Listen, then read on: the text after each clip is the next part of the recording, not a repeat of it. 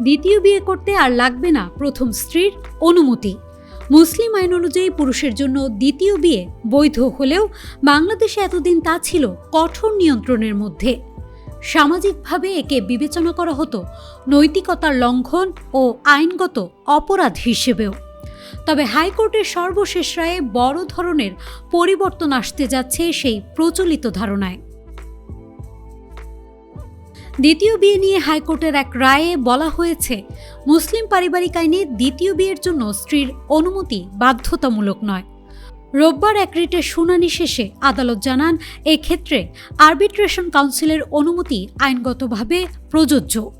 আদালত বলেন, আইনের সরাসরি স্ত্রীর অনুমতির বাধ্যবাধকতা নেই।